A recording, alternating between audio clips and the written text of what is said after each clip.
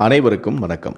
உதகை மண்டலம் மலைகளின் இளவரசி என்றும் மக்களின் விருப்பமான சுற்றுலா தலங்களில் ஒன்றான ஊட்டியில் இருக்கும் சிட்டி ஹாஸ்பிட்டல் 3 அடுக்கு மாடியில் அமைந்திருந்தது. அந்த ஹாஸ்பிட்டல் உள்ளே நுழைந்தால் ஹாஸ்பிட்டலுக்கே உரிதான மருந்து வாசம். பளிச்சென வெள்ளை நிற சீருடையில் நர்ஸ்கள் அங்கும் இங்குமாக சென்று கொண்டிருக்க, நோயாளிகளுக்கு பஞ்சமில்லாமல் நிரம்பி வழிந்து கொண்டிருந்தது அந்த மருத்துவமனை. அந்த ஹாஸ்பிட்டலில்தான் முதல் தளத்தில் சிவராமும், 3ஆம் தளத்தில் வசதி வாய்ந்தவர்களுக்கான வார்டுக்கு வெளியே ரகுவரனும் நிலை கொள்ளாமல் தவித்தபடி நின்றிருந்தார்கள். இருவரது மனைவிகளுமே பிரசவ வலியில் துடித்து கொண்டிருந்தார்கள். சிவராமின் முதல் 2 பெண் குழந்தைகள் அப்பாவின் பக்கத்தில் அமைதியாக உட்கார்ந்து இருக்க, சிவராமின் இதய துடிப்பு நொடிக்கு நொடி அதிகரித்து கொண்டே போனது. மனதில் கடவுளிடம், கடவுளே, ஏற்கனவே எனக்கு 2 பெண் குழந்தைங்க, 3ஆவதாக பிறக்கிற இந்த குழந்தையாவது ஆண் குழந்தையாக இருக்கணும் என அவர் வேண்டிக் கொண்டிருக்க, 3ஆம் தளத்தில் ரகுவரன் தனியாக உள்ளே அவரது மனைவி பிரசவ வலியில் துடித்து கொண்டிருக்கவும், கடவுளே, 5 வருஷமாக குழந்தை இல்லாமல் நாங்கள் தவிச்சதுக்கு பலன்தான் இந்த குழந்தை, அதை எங்களுக்கு நல்லபடியாக கொண்டு வந்து கொடு கடவுளே எனவும் வேண்டிக் கொண்டிருந்தார். அப்பொழுது நர்ஸ் வந்து, உங்கள் ஒய்ஃப் உங்களை பார்க்கணும்னு அடம் பிடிக்கிறாங்க, உள்ளே வாங்க என்று சொல்லவும் ரகுவரன் உள்ளே ஓடினான். பவித்ரா பிரசவ வலியில் துடித்து கொண்டிருந்தவர் ரகுவரனை பார்த்ததும், என்னங்க, எனக்கு ரொம்ப பயமாக இருக்குங்க, நம்ம குழந்தைக்கு ஏதாவது ஆகிடுமாங்க என்றால் கண்ணீருடன். அவர் கண்ணில் எங்கு தன் குழந்தையை இழந்து விடுவோமோ என்ற பயம் தெரியவும், அந்த பயம் ரகுவனுக்குள் இருந்தாலும் கூட அதை அவன் வெளிக்காட்ட கொள்ளவில்லை. அதை அவன் மறைத்தான். அப்படியெல்லாம் எதுவும் நடக்காது பவித்ரா, நம்ம குழந்தை நல்லபடியாக பிறக்கும், நீ தைரியமாயிரு என்று தன் மனைவிக்கு அவன் நம்பிக்கையும் ஊட்டினான். அவர் பேசி கொண்டிருக்கும் போதே திடீரென பவித்ராவுக்கு மேலும் வலி அதிகமாக, அதை தாங்க முடியாமல் அவள் அலறத் தொடங்கினாள். முதல் தளத்தில் சிவராம் தவிர்த்தபடி நடந்து கொண்டிருந்தவர் உள்ளே குழந்தை அழும் சத்தம் கேட்கவும் தவிப்பு இன்னும் அதிகமானது. சிறிது நேரத்திலேயே நர்ஸ் வெளியே வந்து, மிஸ்டர் சிவராம், உங்களுக்கு அழகான ஒரு பெண் குழந்தை பிறந்திருக்கு என்று சொல்லவும் சிவராமுடைய முகம் இருண்டு விட்டது. ரகுவரன் பதட்டத்தில் உச்சியில் இருக்க, டாக்டர் வெளியே வந்தவர், மிஸ்டர் ரகுவரன், உங்கள் ஒய்ஃப் கண்டிஷன் இப்போ ரொம்ப கிரிட்டிக்கலாக இருக்குது. டாக்டர், என்னோட குழந்தைக்கு எதுவும் ஆகாதுல என்றான் தவிப்பாய். சாரி ரகுவரன், அம்மா குழந்தை 2 பேரையும் காப்பாற்றுறது ரொம்ப கஷ்டம், நாங்கள் எங்களால் முடிஞ்ச அளவுக்கு முயற்சி பண்ணுறோம் என்று சொல்லிவிட்டு மருத்துவர் உள்ளே சென்று விட்டார். சிறிது நேரத்திலேயே வெளிவர ரகுவரன் இடிந்து போய் அமர்ந்திருந்தார். டாக்டரை பார்த்ததும், டாக்டர், என்னாச்சு என்றும் கேட்டார். சாரி ரகுவரன், எங்களால் உங்களுடைய ஒய்ஃபை மட்டும்தான் காப்பாற்ற முடிஞ்சது, குழந்தை பிறக்கும்போதே இறந்து தான் பிறந்துச்சு என்று சொல்ல அப்படியே உடைந்து போய் அமர்ந்து விட்டான் ரகுவரன். எத்தனை ஆசையாக இருந்திருப்பார்கள் இருவருமே.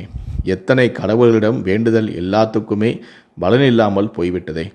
கடவுள் கொடுப்பது போல கொடுத்துவிட்டு எடுத்து கொண்டானே என நொந்து போனவர் இதை எப்படி தன் மனைவிடம் சொல்வது என தவிர்க்க, நர்ஸ் இறந்த குழந்தையை எடுத்து வந்து ரகுவனின் கையில் கொண்டு வந்து கொடுத்தார். சார், உங்கள் குழந்தை, உங்கள் ஒய்ஃப் இன்னும் கண் விழிக்கலை என்று சொல்லிவிட்டு அந்த குழந்தையின் முகத்தை பார்த்தவர் கண் கலங்கிவிட்டார். அப்படியே தன்னுடைய மனைவியை அச்சு அசல் போல அந்த குழந்தை பிறந்திருப்பதால் அவருடைய துக்கம் தொண்டை அடைத்தது. அவருடைய மகள் தன்னுடைய மனைவியைப் போல இருந்தது ஒரு பக்கம் சந்தோஷமாக இருந்தாலும், அது இறந்து விட்டது என்ற கவலை அவருக்கு அதிகமாக இருந்தது. என்ன செய்வது என்று தெரியாமல் கையில் குழந்தையுடன் கீழே வந்தவருடைய காதில் விழுந்தது சிவராமுடைய குரல். நர்ஸ் சிவராமிற்கு பிறந்த பெண் குழந்தையை கையில் வைத்திருக்க, சிவராமோ, எனக்கு பையன் பிறக்கணும்னு நம்பிக்கையோடு இருந்தனே, பொண்ணா பிறந்துடுச்சே, இந்த குழந்தை எனக்கு வேண்டாம், கொடுங்க, அதை ஏதாவது ஒரு ஹோமில் கொண்டு போய் நான் விட்டுட்டு வந்துடுறேன், என் பொண்டாட்டிக்கிட்ட குழந்தை இறந்துச்சுன்னு சொல்லிடுங்க என்று துளி கூட பாசமே இல்லாமல் சொன்னவர் குழந்தையை வாங்கி கொண்டு அங்கிருந்து செல்ல, அப்போது ரகுவரன் தனக்கு எதிரே வந்த நர்ஸிடம், நர்ஸ், மேலே என் ஒய்ஃப் கிட்ட நான் வர்ற வரைக்கும் குழந்தை இறந்துடுச்சுன்னு சொல்ல வேண்டாம் என்றவர் குழந்தையை வாங்கி கொண்டு சென்ற சிவராமை பின்தொடர்ந்தார். சிவராம் சொன்னது போல அருகில் இருந்த ஒரு ஹோம் வாசலில் அந்த குழந்தையை வைத்துவிட்டு சென்றுவிட, அவர் அங்கிருந்து சென்றதுமே வேகமாக யாரும் பார்க்காமல் தான் கையில் இருந்த அந்த இறந்து போன குழந்தையை வைத்துவிட்டு சிவராமுடைய குழந்தையை எடுத்துக்கொண்டு மீண்டும் மருத்துவமனைக்கு வந்துவிட்டார் ரகுவரன். பவித்ரா அந்த சமயத்தில் மெல்ல மயக்கத்திலிருந்து கண் விழித்தவர் அருகில் இருந்த நர்ஸிடம், நர்ஸ், எனக்கு என்ன குழந்தை பிறந்துச்சு? குழந்தை நல்லா இருக்குதானே? ஆமாம், எங்கே என் குழந்தை என்று அவர் கேள்வி மேல் கேள்வி கேட்க, ரகுவரனோ தான் வரும் வரை குழந்தை இறந்ததை சொல்லக்கூடாது என்று சொன்னதால் நர்ஸ் என்ன சொல்வது என தெரியாமல் விழிக்க, பவித்ரா, என்ன நான் கேட்டுக்கிட்டே இருக்கேன், பதில் சொல்ல மாட்டேங்கிறீங்களே என நர்ஸிடம் கேட்க, அப்படி அவள் தொடர்ந்து கேட்டுக்கொண்டே இருந்தவர் ஒரு கட்டத்தில் மயக்கத்தில் சென்று விட்டார். கொஞ்ச நேரத்திலேயே மருத்துவமனைக்கு வந்த ரகுவனிடம் அந்த நர்ஸ் சென்று, இப்போதுதான் உங்களுடைய மனைவியான பவித்ரா கண் விழித்தார். விழித்ததுமே அவர் முதலில் குழந்தையை பற்றி தான் கேட்டார். என்னுடைய குழந்தை நல்லபடியாக இருக்கிறதா, எனக்கு என்ன குழந்தை பிறந்திருக்கிறது என கேட்டுக்கொண்டே இருந்தார். ஆனால் நான் எதுவும் சொல்லவில்லை. நீங்கள் தான் நான் வரும் வரை உங்கள் குழந்தை இறந்ததை பற்றி எதுவும் சொல்லக்கூடாது என்று சொல்லிவிட்டு சென்றீர்களே, அதனால் நானும் அதை பற்றி வாயை திறக்கவில்லை. ஆனால் உங்கள் மனைவியை விடாமல் தொடர்ந்து கேட்டுக்கொண்டே இருந்தார். கடைசியில் அவருக்கு மயக்கம் வந்து அவர் கண்மூடி தூங்கிவிட்டார். நானும் குழந்தை இறந்ததை பற்றி உங்களுடைய மனைவியிடம் எதுவும் சொல்லவில்லை என்று நர்ஸ் சொல்ல, ஆமாம், இது என்ன குழந்தை, உங்களுடைய கையில் இது யார் குழந்தை என்று நர்ஸ் கேட்க, உடனே ரகுவரனோ, சொல்லுறேன் சிஸ்டர், கொஞ்ச நேரம் பொறுமையாயிருங்க, இது யார் குழந்தை என்று உங்களிடம் சொல்கிறேன் என்று சொல்லிவிட்டு தன்னுடைய மனைவியை பார்ப்பதற்காக உள்ளே சென்றார்.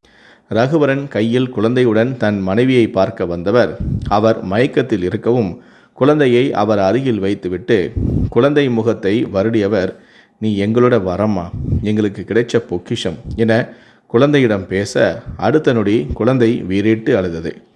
குழந்தையின் அழுகுரலில் மெல்ல கண் விழித்தாள் பவித்ரா. ரகுவரன் கண்கள் கலங்க குழந்தையை தூக்கி காட்டியவர், நம்ம பொண்ணு பவி என்று சொல்ல பவித்ராவின் கண்கள் கலங்கிவிட்டது. எழுந்து அமர முடியாத நிலையிலும் குழந்தையை வாங்க அவர் கையை நீட்ட குழந்தையை மெல்ல அவர் அருகில் படுக்க வைத்தார் ரகுவரன். பவித்ரா கண்கள் கலங்க குழந்தையை பார்த்தவர் ஆசை தீர கொஞ்சி, ஏங்க, இவர் ரொம்ப அழகாக இருக்கால்ல, அப்படியே தேவதை மாதிரி. மாதிரி என்ன மாதிரி, இவன் நம்ம வீட்டு தேவதை தான் என்றவர் குழந்தையை அணைத்து கொள்ள ரகுவரன் சிவராம் சொன்னதை நினைத்து பார்த்தார் ஒரு புன்னகையுடன்.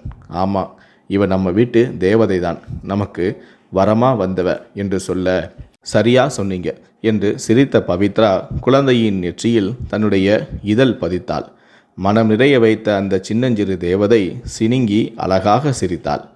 குழந்தையில் பெண் என்ன ஆண் என்ன, எல்லோருமே தெய்வம் ஆசீர்வாதம் செய்து இந்த பூமியில் பிறந்தவர்கள்தான். சிலருக்கு வேண்டாம் என்று தூக்கி எறியும் பெண் பிள்ளைகள்தான், பெண் குழந்தைகள்தான் இல்லாத எத்தனையோ குடும்பத்தில் தேவதைகளாக மாறுகின்றனர். இதோ குழந்தைக்காக ஏங்கி தவித்த இந்த குடும்பத்தில் வரமாக வந்து சேர்ந்தால் தன்னுடைய குடும்பமே வேண்டாம் என்று மறுத்த இந்த அழகான குழந்தை, இந்த அழகான தேவதை, இந்த தேவதை அவர்கள் வாழ்வில் வசந்தமாக இருப்பாள் என வாழ்த்தி நாமும் விடை பெறுவோம். இந்த வீடியோவை பற்றிய உங்களுடைய கருத்துக்கள் என்ன அப்படிங்கிறத கீழே இருக்கக்கூடிய கமெண்ட் செக்ஷனில் மறக்காமல் சொல்லுங்கள். முடிந்தளவுக்கு இந்த வீடியோவை மற்றவங்களுக்கும் ஷேர் பண்ணுங்கள். மேலும் இது போன்ற பல வீடியோக்களை பார்க்கணும் அப்படின்னு நினச்சிங்கன்னா மறக்காமல் இந்த சேனலை சப்ஸ்கிரைப் பண்ணுங்கள். கூடவே அந்த பெல் சிம்பளையும் மறக்காமல் கிளிக் பண்ணுங்கள். நன்றி, வணக்கம்.